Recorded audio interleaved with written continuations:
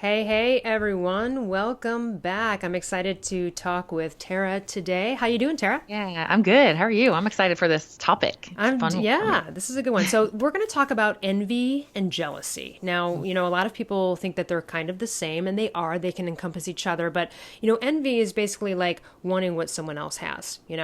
And jealousy jealousy has almost like a darker tone to it because it really is almost wishing for whoever you're jealous of to kind of fail at that thing, right? And it encompasses this lack mentality. Like, Hmm. they got it, why did I? No, that's not fair. Why Hmm. did she Hmm. get it and I didn't? Why did she get the book deal? Or like whatever that comparison is. But at the end of the day, this is what we do know. Nobody wants to hang out with a jealous, envious friend, and we feel it. You can't hide it. And Hmm. oftentimes these people, what they do is they fail. They often fail. They're not happy, or they'll succeed a little bit because something's satisfied. And then I was thinking earlier today about this, which was, okay, so let's say you're jealous of someone, which is secretly living like, I hope she doesn't get that part because I'm jealous that she gets that role, or whatever that is. Is that your friend, really? Do you want to be hanging out? Because you are the sum of the people you hang out with. So you do want to hang out with a bunch of losers that are always failing? Like, you know what I mean? Like, there's that Right. element. But let's get into this, Totally. like, lack of self-worth and this need to Hmm. become someone who is happy for other people's successes and doesn't Hmm. see it as a threat, which some people take it as, this threat to their own Hmm. success. What are your thoughts on this topic? Yeah, exactly. I think, okay, so every time we have a trigger, it's a gift, right? And so if you feel a jealous ping come in or an envious ping come in, it is such a gift. So let's take a moment. It's like, look at that as an opportunity for learning and growth. And it always is reflective of something that's going on deeper inside of you. And it's an opportunity for you to eradicate that thing. So I love this topic because I do social media fitness influencing, right? Like one of the biggest triggers for people there is, right? I've heard people say many times they cannot follow fitness people on Instagram or whatever because it makes them jealous. It makes them feel bad about themselves. Interesting. They compare their bodies to that person's body and then they feel like crap. And to be honest with you, when I first started hearing this, I was like, really? Because it was so foreign to me because when I would see other women who were Inspired. super fit on Instagram, I felt so inspired. I was like, ooh, I'm going Yeah. to do that. Ooh, I can do that. And that is the root of it. A lot of it, I think, is that there is a deep inner belief that you can't do what they're doing. And that is why you feel jealous. That is why you feel envious because you perceive, just like you said, you have this mentality of lack of, oh, I'm never going to have that. That sucks. And that's when you get down on yourself. So when you see somebody having some, let's say maybe, and it's usually, yes, it's something you're insecure about at this current time. So let's say maybe you live in some crappy apartment and you got like three roommates and you hate them and your financial life is a mess. And you see your old friend from high school and she's loaded and she lives in some beautiful dream house and she's got like some rich husband and beautiful kids. And she's like, la di da di da, my life is so perfect. Right. And you're like, I want that, right? Okay.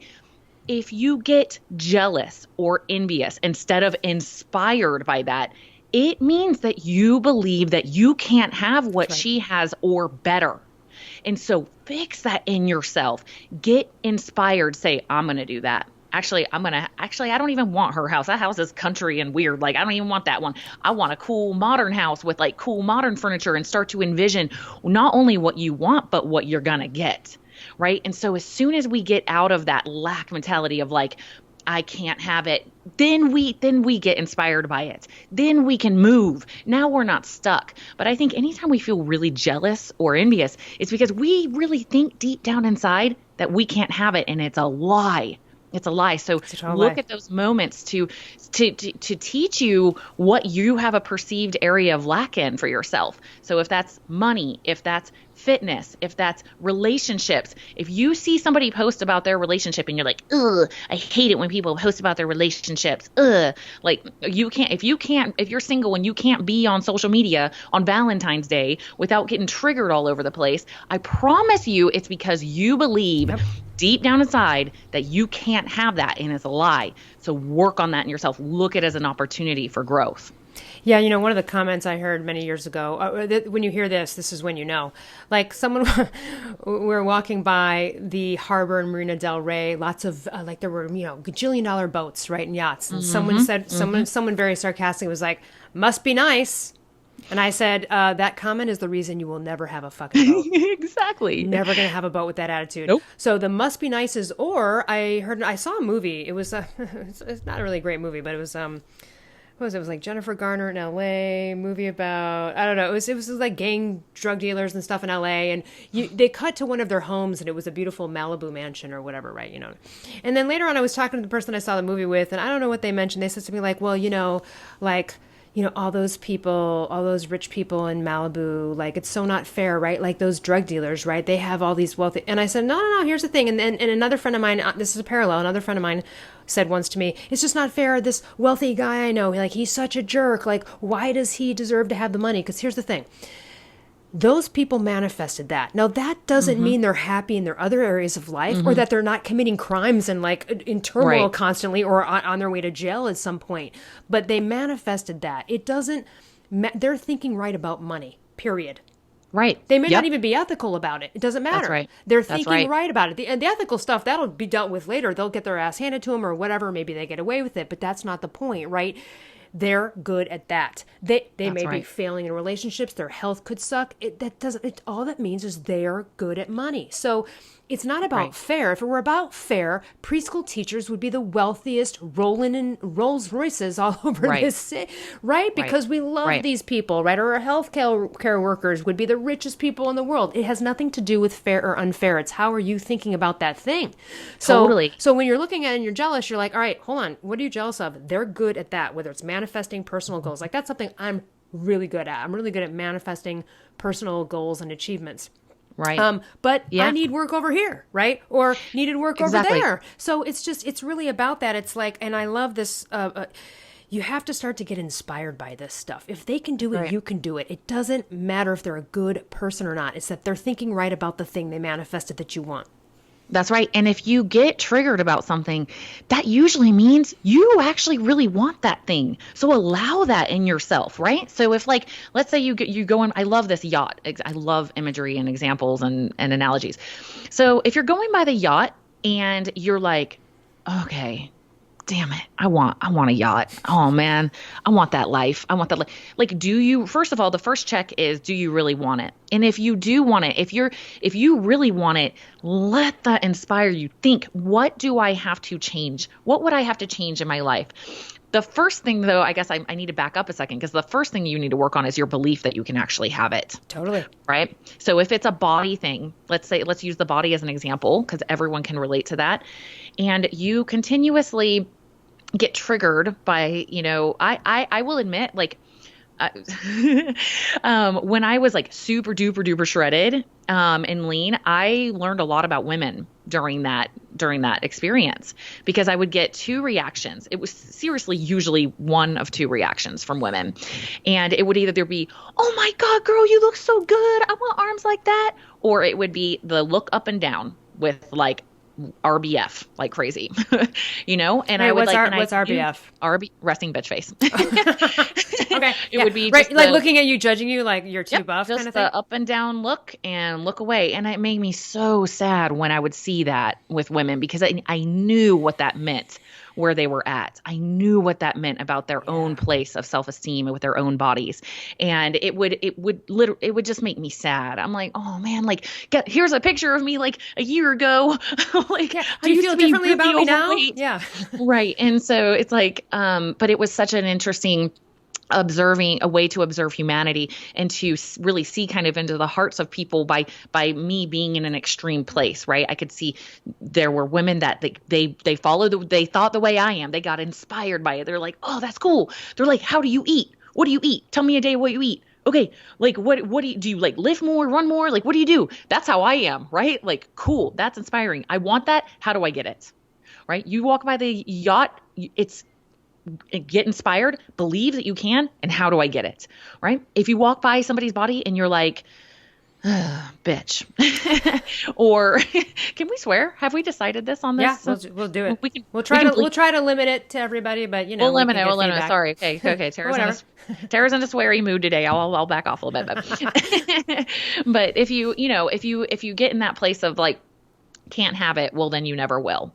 So don't let it be a learning lesson for you. Like, hey, I just found out something I want.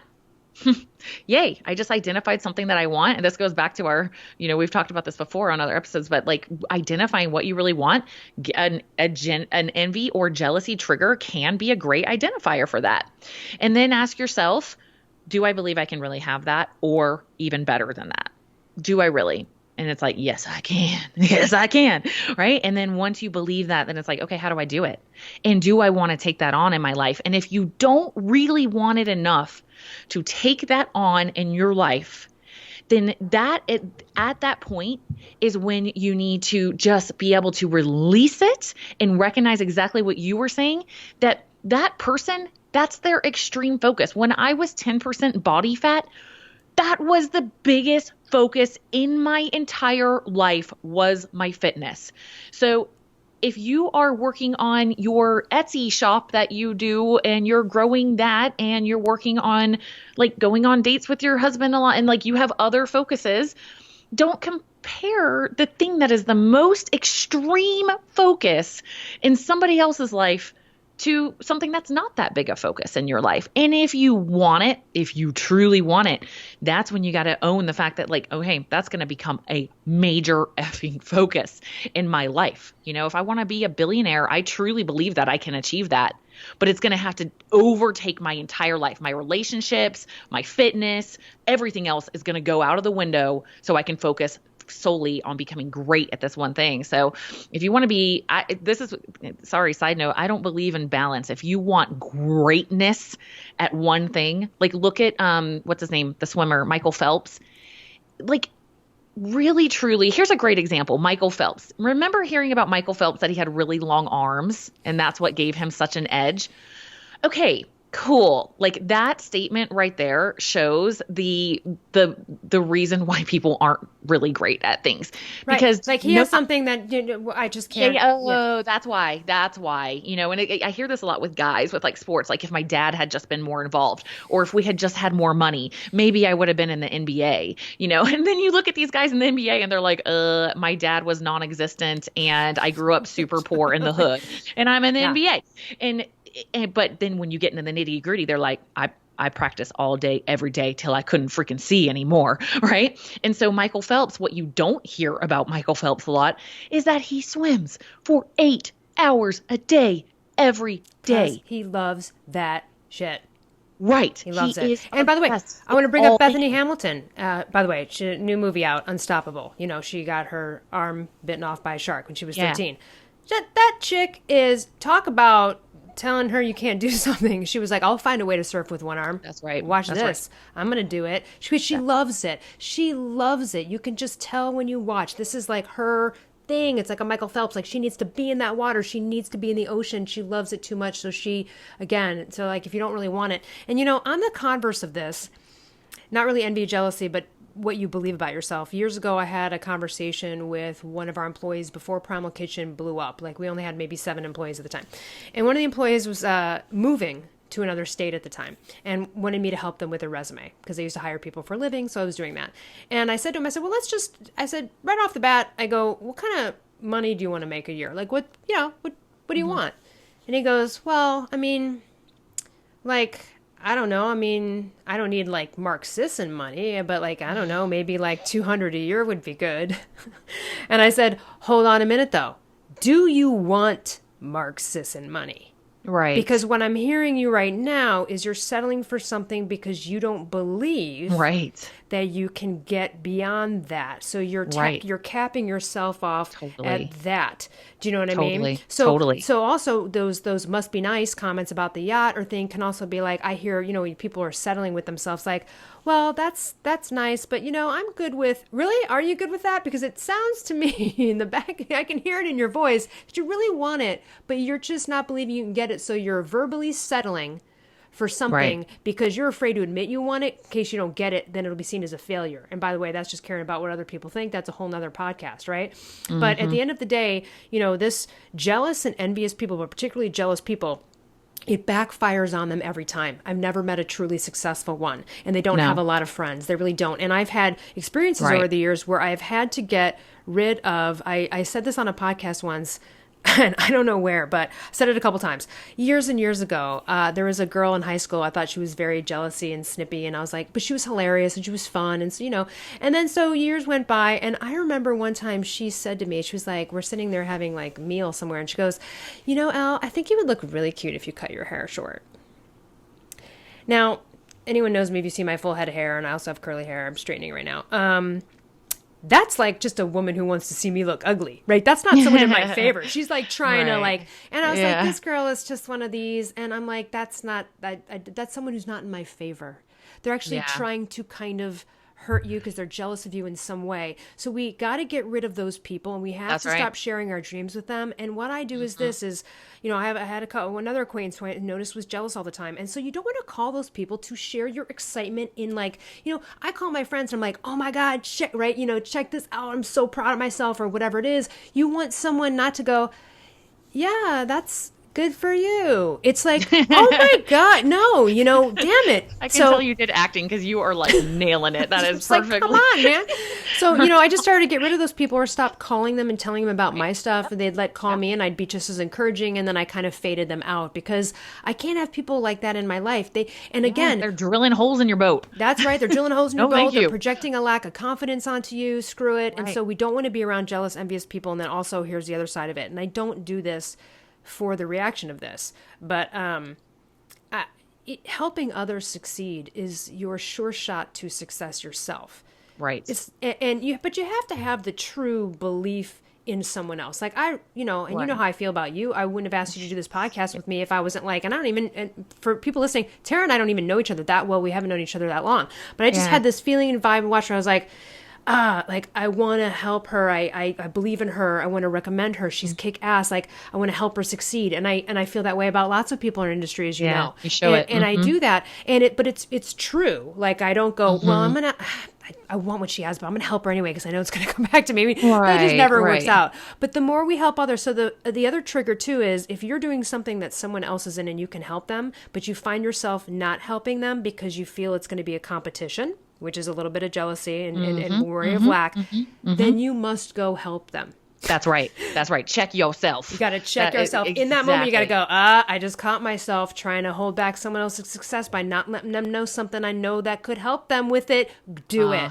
That's right. That's right. Because it will burn into you that scarcity mindset every single time you do it. There's not enough. There's not enough to go around. And if I help her, that means I won't be able to have enough. And that's the worst thing you can do for yourself. Because guess what? Like you said, like when I have also had people in my life that I sense jealousy from, and I don't hang around those people anymore. And so all it does, I am not suffering in any way from their jealousy. I am living my life and all up in my power and doing my thing and growing and expanding. And if they're still choosing to be in that energy, they are only hurting themselves. It does not affect me at all. I'm like, actually, the only thing that happened is they lost a friendship with me. I'm just being real because I don't want to be in that kind of energy all the time. I'm just like, no, I don't have time.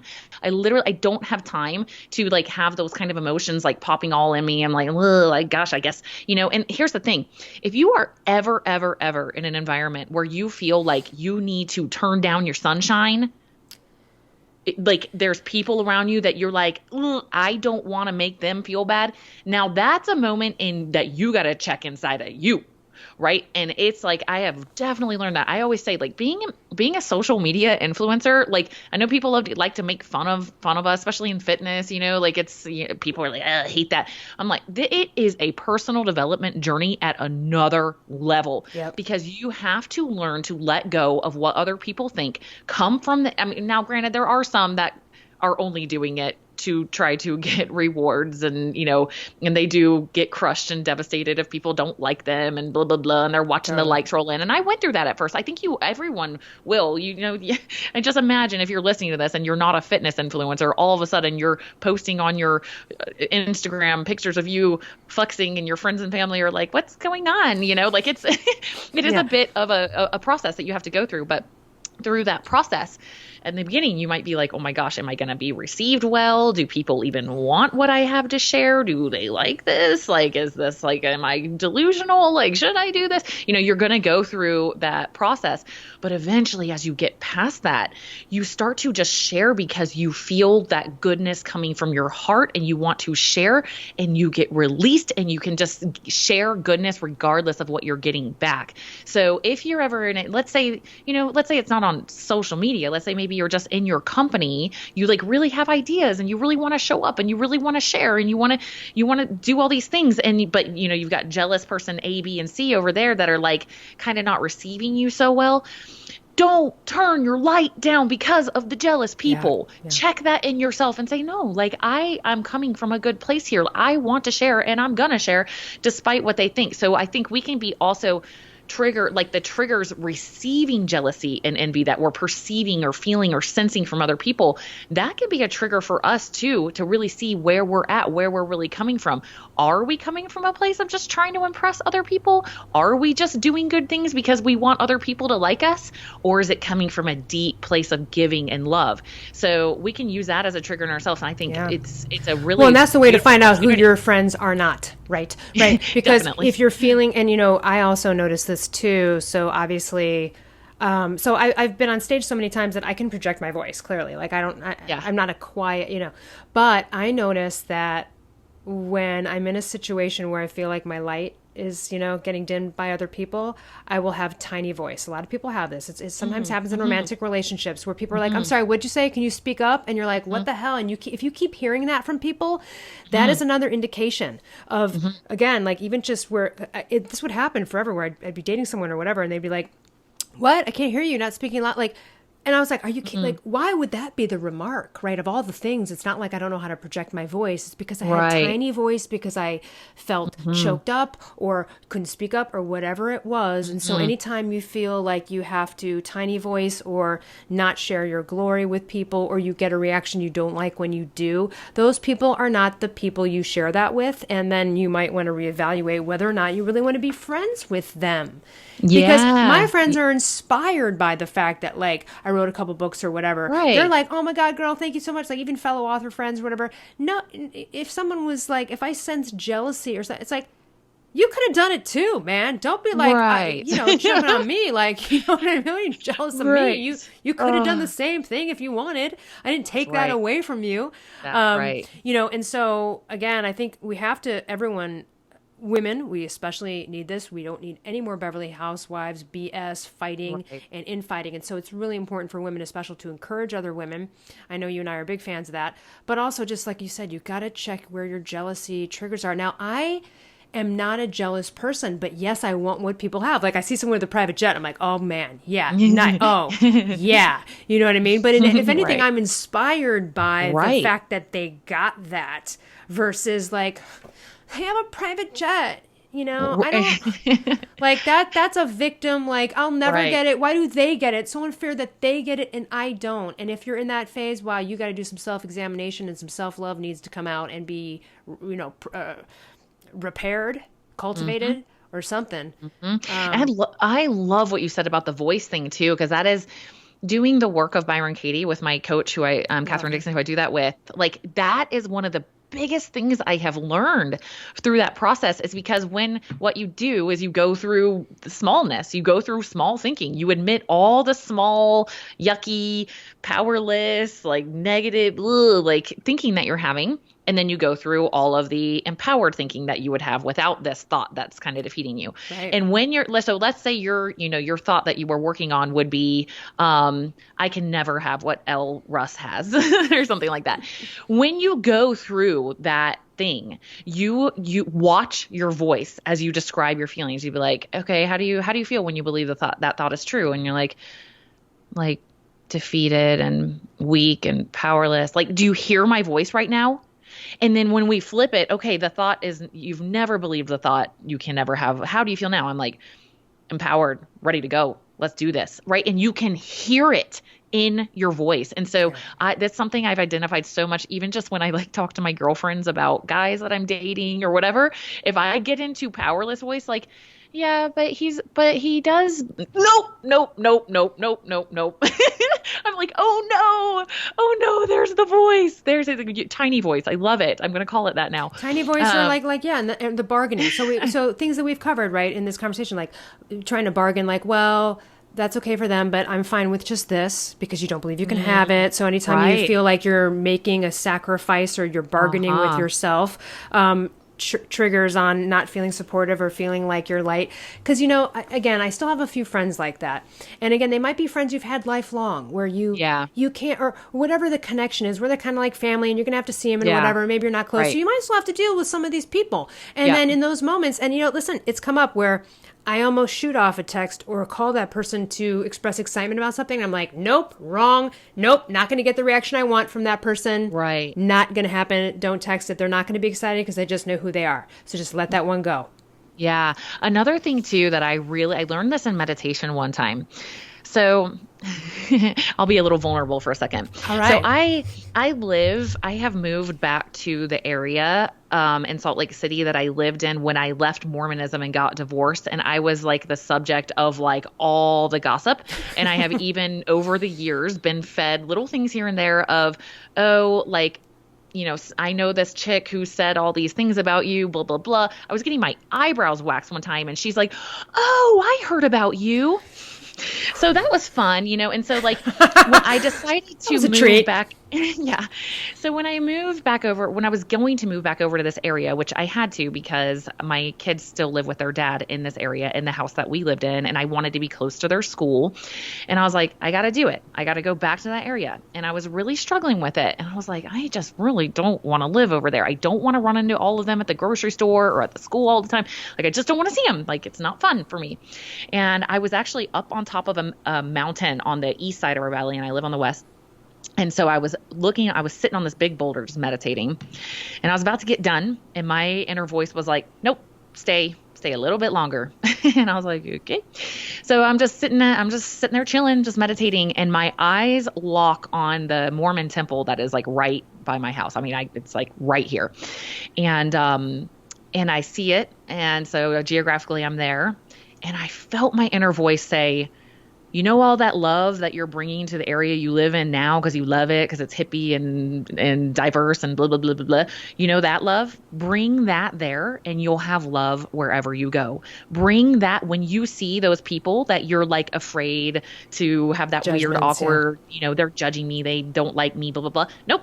Just bring them love. Bring the love, and you'll have love everywhere you go. And so if you have people like that in your life, like maybe you have like a sister-in-law or a mother-in-law or, a sister or brother even who like you've changed, you've grown, and they don't like it. And you feel that sense of like, oh, well, wouldn't that be great if I could have your life, blah, blah, blah. And you get those kind of comments. Just love them. They need it. They need that love. Obviously, there's some lack going on with them. So just like be like, oh, girl, like, well, what do you want to do? And if they might be negative and they might not handle it well and blah, blah, blah, but just keep bringing them that love and helping them see the good in them, right? And that will remove those feelings from you and will help you stay in your power and may have some ripple effect on them. So that was just a lesson I learned is like, if you have these, we call them like toxic people. Well, those toxic people, if you're going to have to be around them because of whatever situation you're in, just love them. Just love them. This is the best thing you can do. I think Mike Dooley called them your personal emotional trainers, your pets.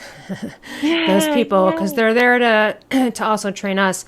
And this could probably be like a whole nother podcast as well. But just the, again, on the note of, encouraging people or, so those people that were like judging you and you're coming in and you're giving love, one of the things I found is when a friend calls, and whether they know about law of attraction or manifestation or positive thinking or not, the best way to raise the vibration for anybody, and they don't even know what's happening to them, so you just do it, is, they'll be bitching about all the things that are going wrong. They didn't like this, okay, and you're in that conversation. It's like, how do you turn it around? The best way is to just say, well, hold on a second. I've done this several times. I'll be like, hey, hold on a second. We're talking about like all the shit you don't want, right? It's all the, but let's just start like, what do you want? Mm-hmm. And then, you guide them, right? Well, I really Mm-hmm. want this. That's awesome. What else would you want? Or what do you like that about that you want? Or like, and when people start talking Mm-hmm. about what they want, their vibration gets up That's to right. like it just naturally makes Totally. them feel better. And you'll be surprised. Well, not surprised, but it happens where you'll ask someone what let's say they talk about a relationship, and you're like, well, what do you want in a relationship? They'll go, well, I'll tell you what I don't want. I don't want. And you're like, nope, that's not what I asked you. What do Mm-hmm. you want? So if you don't want a guy who's a liar, then you want someone who's honest, right? So let's flip Mm-hmm. it. But again, that's the best way, and that's a whole I love nother that. that's a whole nother conversation. I love that. I always say the person with the most awareness is kind of the responsible one. I So agree like, with that. You got to take that one for the collective team. if you can kind of tell that you can tell when you've done a little bit more personal development work Yep. than somebody and they're coming with a very defeated mentalities, like you're kind of the responsible one in that conversation to lead out and to lead with kindness, but exactly like you were doing. It is kind of, you don't have to be annoying about it and coaching, sometimes I can be like, I'm sorry, I am like coaching Coaching you right mode. now. I'm going to calm down a little bit, but just guiding the conversation and then also having compassion, being grateful that you've had whatever opportunities that you've had in your life to be at the level that you're at in your awareness, especially parents, I find there's like so much lack of respect, I feel like, from children to parents. And I was one of those big time. I was like, they don't have their life together. They don't blah, blah, blah. They're like, they don't get it. Right. And I think that's like an age old mentality from a child to a parent is like, oh, they don't get it. And it's like, wow, what little brats we are. Like, we should be grateful that we grew up in a time where there was more awareness, more education, obviously had more. It's not because we're better than them. It's because they brought us into this world that is further along and we have had more opportunities for learning and growth than they have. And so be grateful for that and have compassion on people who aren't at the level that you're at. So we're kind of hitting on the flip side of like dealing with people who are maybe jealous or envy or less conscious in some way than us. But I think it's really, really key for us to not get on some self-developed high horse that we're like this and like start looking down on people. Good point. You're not developed if you're doing that. Like, if you're truly developed, you can have compassion and you want to lift those people up, just like you were describing in that conversation, little by little, so that they can come where you're at, share and give what you've learned instead of being like, ugh, well, clearly you haven't ever listened to Tony Robbins. Let me teach you a thing or two. That's Right. that's not. Well, and you know what? In the coaching that we do, I mean, this is my experience. I coach people from all over the world, of all ages, of all political viewpoint. Like, there's probably lots of people I coach that I disagree with on a million levels, but Right. we come together, right, for one. And so if someone says something like a political whatever while we're talking, that's not the time, right? I rise above. And also too, Yeah. the bigger Right. collective is that I'm going to encourage and help anyone solve a life problem or their thyroid problem. I don't care who you are or what you think, even though maybe I'd be like voting against you in any election or whatever it is, right? Right, So again, right. that's just kind of taking the higher road too, moving beyond personal viewpoints to a higher collective positive movement. And so I guess in wrapping up here a little bit, anything else you'd like to leave us with or thoughts? No, I think it's owning the humanity within each of us that these feelings come up for a reason, and I think They do. anytime we have, like, it's not bad to have negative feelings. Like, I think it's so important for us to remember that. It drives me crazy that little kids, at least when my kids were toddlers, every verse was, if you're happy and you know it. They took out mad, sad, angry, like, nope. Every verse was happy. And it's like, we're taught, it's like, if you're a really evolved person, you're only going to have positive emotions now. And that's total BS. You can't have the positive emotions without the negative ones. And so we have these feelings for a reason, and they're teachers. They are teachers.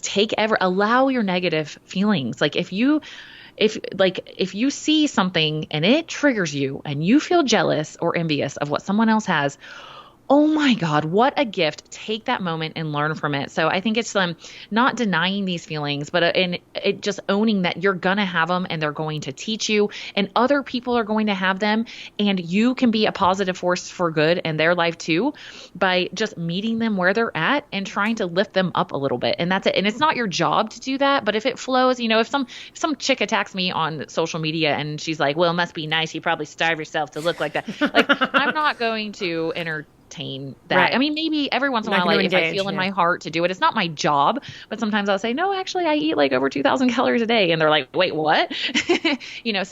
But it's not your job to, but it is kind to always, like, when you see someone else is in that place, have compassion, be grateful that you're not in that place at the moment. You might be in a few days about some little thing and you can learn from it, grow, but just having that, recognizing the humanity of this in us and that we have this in us for a reason. And if we choose to look at it as an opportunity for growth, then all it does is actually raise our vibration in the long run. Yeah, so well said. Awesome. And for everyone else, come visit Coach Tara Garrison on Instagram and L Russ on Instagram, and also our websites and everything should be below in the show notes and in the intro. Throw us some DMs, tell us what kind of topics you want to hear about. We'll be coming at you every week, trying to encourage and inspire. And I guess the last note is, as we're recording this, we are sort of in this weird space of social distancing and some other things. This is a really, really great time to go within and find out, like maybe today's the day to go, who am I jealous of in my life and why? And what do they have that I want? And write it down. Write that down. Write it down. Slow your brain down. Let it allow the space. Yeah. Mm-hmm. All right. Awesome. Well, I will see you next week, Tara. Hey, thanks, Elle. Bye.